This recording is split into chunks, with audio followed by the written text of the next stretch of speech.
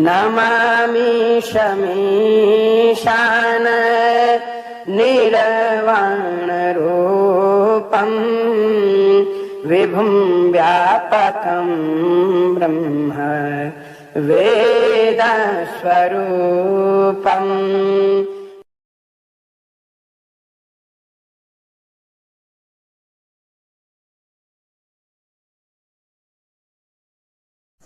मित्रों, पिछले भाग में हम मुक्ति के बारे में बात कर रहे थे।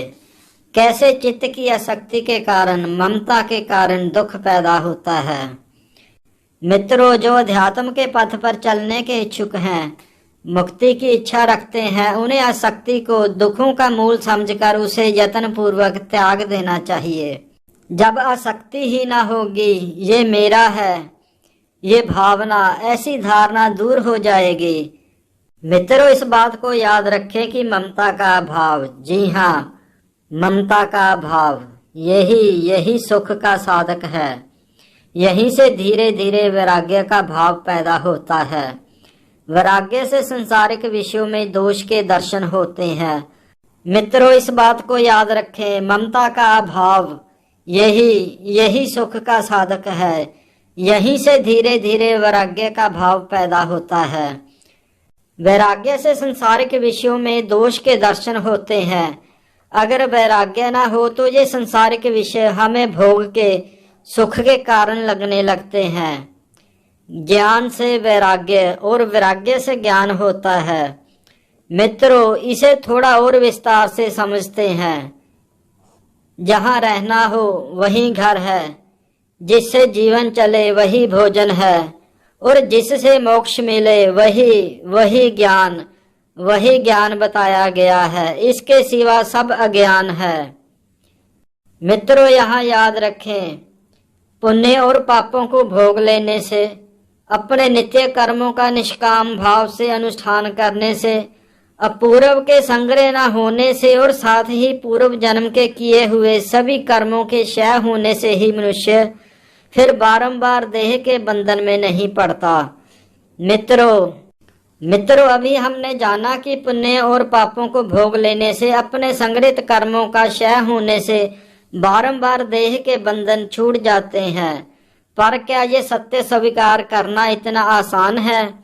बिना आसक्ति हुए तो बिल्कुल ही नहीं। हिंदू मत, सनातन धर्म में कर्म फल की बड़ी मान्यता है। अपने कर्मों का फल हमें भोगना ही पड़ता है। मित्रों, ये याद रखें, हमारे यहाँ ये नौटंकी नहीं चलती कि कोई तुम्हारे कुछ भी किए हुए कर्मों का फल अपने ऊपर ले लेगा और तुम्हें स्वर्ग मिल जाएगा। तुम फिर से आजाद हो वही कर्म, वही दुष्कर्म, पाप आसक्त कर्म करने के लिए।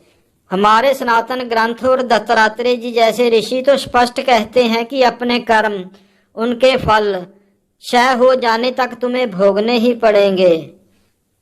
भगवान, वो इसका ईश्वर का नाम, उसकी शरणागति तुम्हें सहने का बल प्रदान करेगी। हमारे यहाँ सूली को सूल बनाने का अभिप्राय है, लेकिन सब कुछ माफ नहीं होता, ये याद रखें मित्रों। जब वैराग्य होगा तो संसारिक विषय, उनसे उत्पन्न दोष हमें स्पष्ट नजर आने लगेंगे। उसी से ही हमारे ज्ञान चक्षु खुलेंगे। हम गृहस्थी बुरे कर्मों से बचना है, इतना तो जानते ही हैं। हमें ये घर परिवार, संत महात्माओं, मंदिरों, सभी धार्मिक स्थलों पर यही तो सिखाया जाता है। मित्रों, जब आसक्ति ना होगी तो दुख भी ना होंगे। बस फर्जों का पालन और आनंद की, भीतरी आनंद की स्थिति। फिर छोटे मोटे दैहिक दोषों के लिए ईश्वर को दोष देना, इस प्रवृत्ति से हम बहुत दूर निकल जाएंगे। हाय री किस्मत, ये भाव हमारे मन में ना होगा। हर परिस्थिति में सुखपूर्वक, धैर्यपूर्वक उसका सामना करने का बल हमें प्राप्त होगा। लेकिन ये सब होगा कैसे? ये सब आसक्ति को छोड़ने के बाद ही होगा और ईश्वर की शरण जानने के बाद ही ऐसे भाव हमारे भीतर पैदा होंगे। हमें जो भी परेशानियां परेशान करती हैं, चाहे वो दैहिक हो या मानसिक, उसके लिए हमें अपने कर्मों को ही कारण मानना चाहिए। इसके लिए जब हम ईश्वर को दोष देने लगते हैं तो कहीं ना कहीं हम ईश्वर से दूर होने शुरू हो जाते हैं। मित्रों, जीवन में दुख सुख चलते ही रहते हैं। हमें इसे ईश्वर की मर्जी, जिसे कहते हैं ना, तेरा पाना मीठा लागे, ईश्वर की मर्जी को स्वीकार करते हुए, उन्हें भोगते हुए किसी भी तरह ईश्वर के प्रति आक्रोशित नहीं होना है। जो कर्म किए हैं उन्हें भोगना तो पड़ेगा ही, बस हमें अच्छे कर्मों की ओर अग्रसर होना है। ये धर्म पथ हमें और हमारे समाज को बेहतर बनाने में हमेशा ही सहायक होगा। वरना कल्पने से रोने धोने से हमें अपने कर्मों के जो फल भोग रहे हैं उनसे मुक्ति मिलेगी नहीं।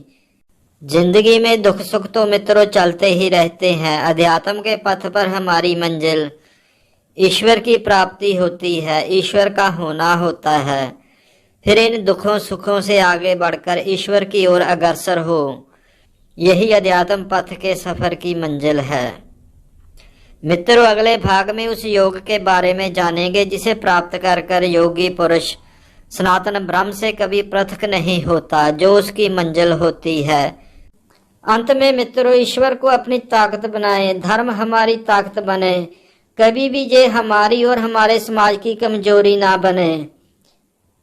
अंत में मित्रों, वीडियो अगर ठीक लगी हो तो इसे लाइक और शेयर अवश्य करें। अगर चैनल को अभी तक सब्सक्राइब नहीं किया है तो इसे सब्सक्राइब भी अवश्य करें। हर हर महादेव।